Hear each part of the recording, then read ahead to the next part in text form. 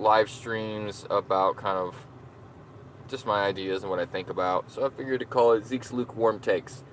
So it's kind of just my ideas of, Pairing complete. I guess you could say, discussing philosophy. But really, it's just kind of discussing life in itself and how we experience it and questioning what we do and why we do it. And once I start driving, I won't be able to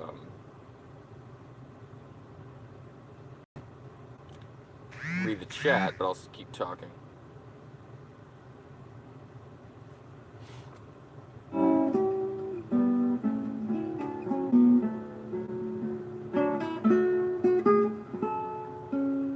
Okay, now we got music going.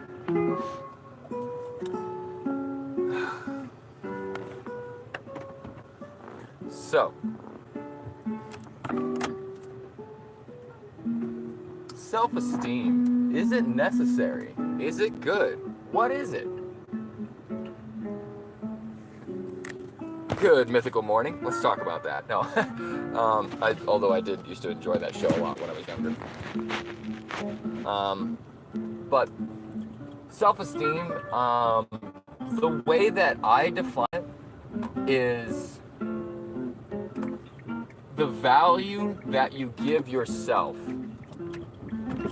And I know it's kind of vague, but it'll make more sense in a little bit when I kind of deconstruct what I'm talking about. Or, I guess, construct? I don't know. Hopefully y'all can hear me, because I think my coat might be covering up some of it.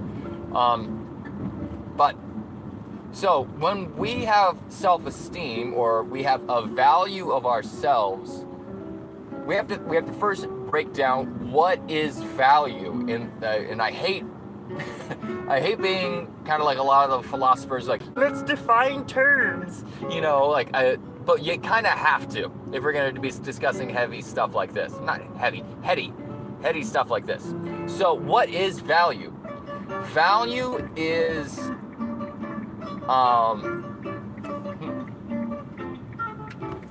what we assign to objects, both mental and physical, as a way of categorizing them in terms of usefulness or benefit to the person, essentially, to the subject. That's how I kind of think of it. Like, when I think of value, I think of, well, I'm not going to... People call their moral beliefs their values, and I don't think that's a good term. I think most people don't really understand what they're saying half the time. But,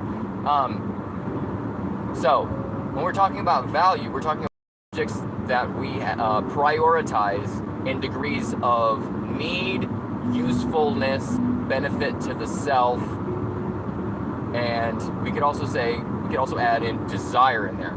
Desire actually might be the most important thing in terms of how we generate value, because value does not exist at all. It is a creation of the human mind as a way, as I was saying, to categorize things in such a way so that it benefits our survival. So, what do I mean by this? Let's go back to survival mode of humans. The person that is the most valuable is the person that can bring in food, provide shelter, or just, keep you alive as well as themselves. Person that is back then that would be of negative value, you could say, is someone that took resources from you and gave you no benefit. So that's kind of like a very basic primal value. We prioritize that which keeps us alive. And so let's kind of extrapolate from there. So if we prioritize that which keeps us alive, well, we have to also think, what is it that is keeping us alive? Food, shelter, all that stuff is kind of for the most part, I mean, there is a lot of poverty and homelessness, but for the most part, now we don't have to necessarily worry about those elements. We don't have to worry about that part of survival.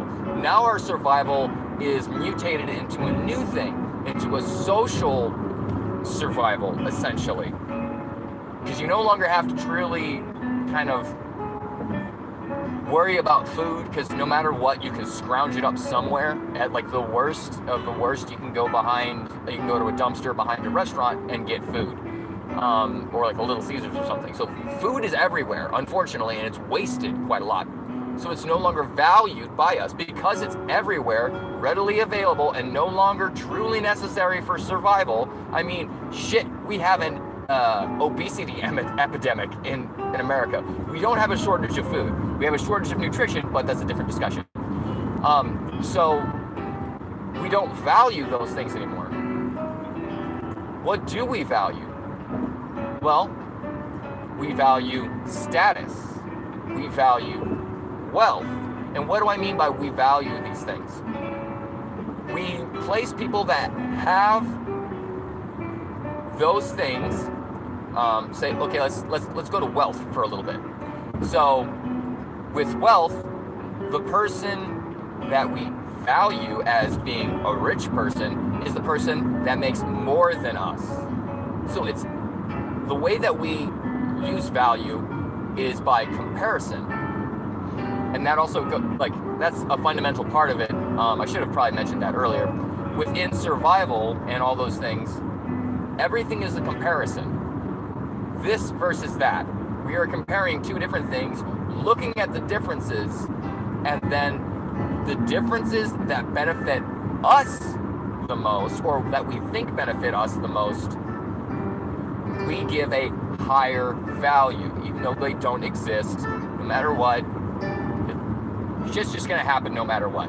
Whether you go for the good stuff or the bad, whatever. Anyways, but since value is a way in which we use comparison to create categorization and prioritize things, we also use that comparison mechanism to compare ourselves to other people. So this is how it ties into self-esteem. So what we call self-esteem is the value, the comparison that we make of ourselves versus others. That is what self-esteem is. And that took me a really long time to even get to that, but you have to kind of know where I'm coming from. So this is why I think self-esteem is actually very unnecessary and harmful.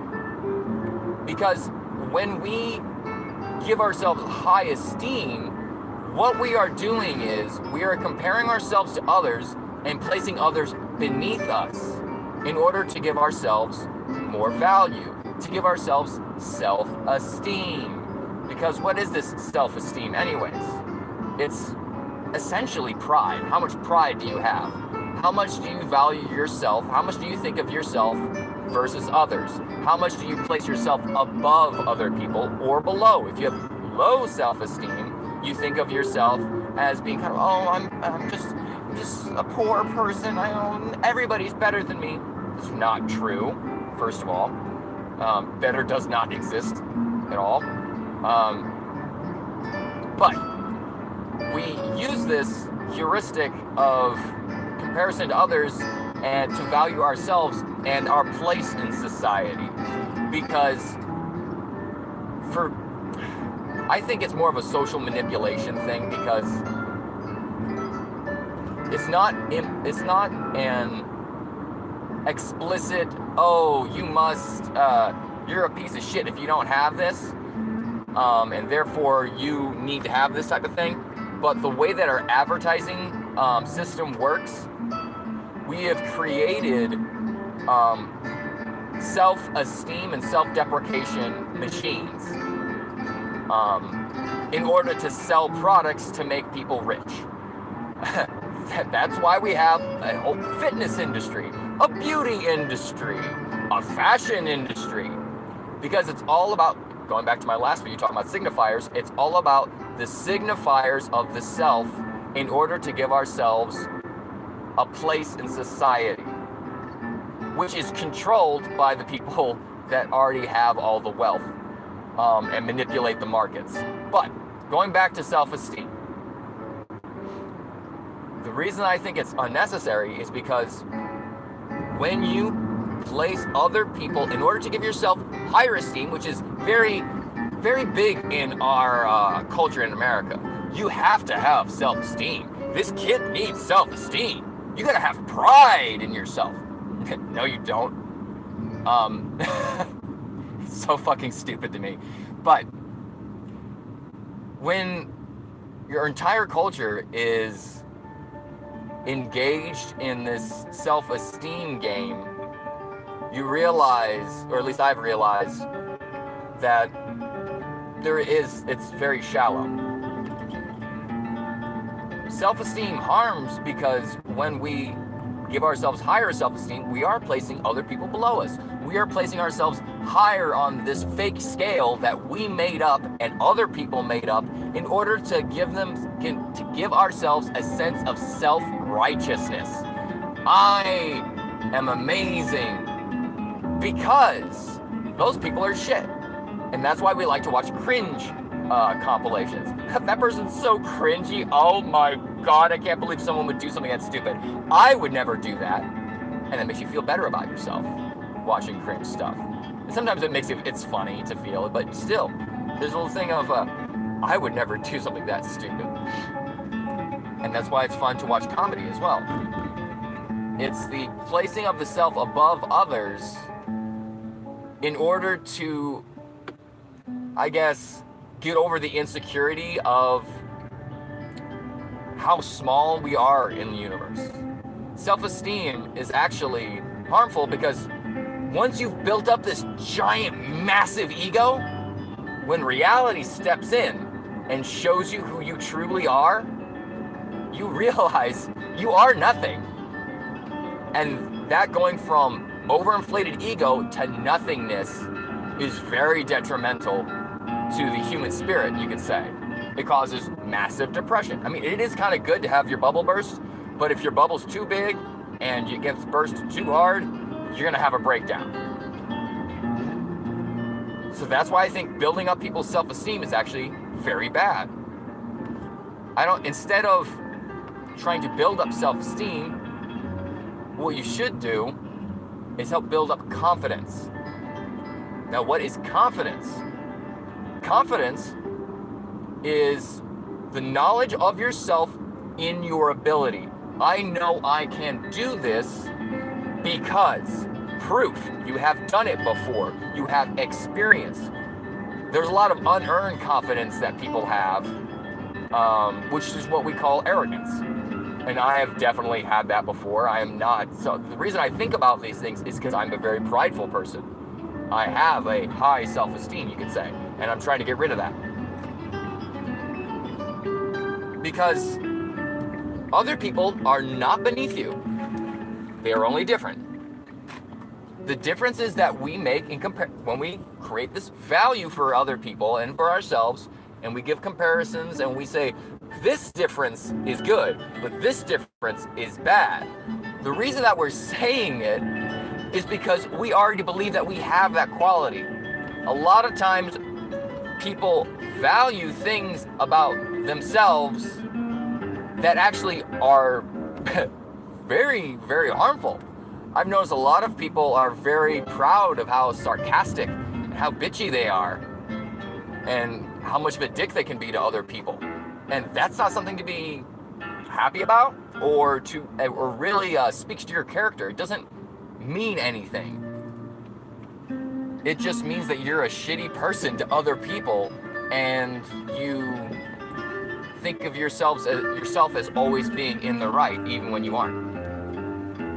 Anyways, I've kind of gone off topic, but I feel like you've kind of gotten the gist of my idea. I don't think that self-esteem is necessary or good because it harms the society as a whole by creating a ton of self-righteous people, self-righteous for different reasons, as well as a lot of downtrodden people who can't get out of the loop of thinking of themselves as being shittier because of these other people who created this value system in order to make themselves feel better and to put that person down. And that's why I think self-esteem should not be taught. I don't think it should be like, oh, you need to build up the kid's self-esteem. You need to have better self-esteem. Yes, you should be kind to yourself, but that doesn't mean that you should think that you're always right, that you are immaculate, that you are, always good. As I think it's Hegel said, the true evil is the good that believes itself to be absolutely good. I think I might be misquoting, but that's the gist of what he's saying. The good that someone that believes they are always right, always good, is the true evil person, because they are only looking at their own values, at their own beliefs, rather than reality and how they are affecting it. Anyways, thank y'all for coming along with this weird long rant about self-esteem. I'll be parking in a second, and then I'll look at the chat. But yeah, this has been on my mind all day. As someone that, I constantly remind myself, you're getting over yourself. I am doing my best to get over myself, become a more humble person. And to me, humility is not self-deprecation, but a true knowledge of one's place in the universe. How accurate your information is, and how accurate your actions are. Anyways. Okay, I am gonna read the chat now real quick. Valve timing.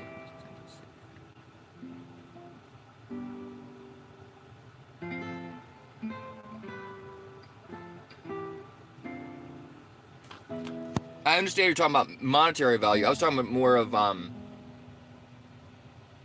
guess it does include monetary value, but I was talking more of how we value all objects and people. It's a good indicator of price going down. I know. Buy more. 4 bags of eggs, 3 sacks of.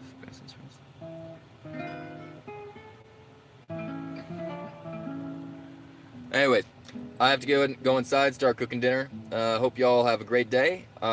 Stay humble. Keep learning. Have fun. Spread love. Peace out.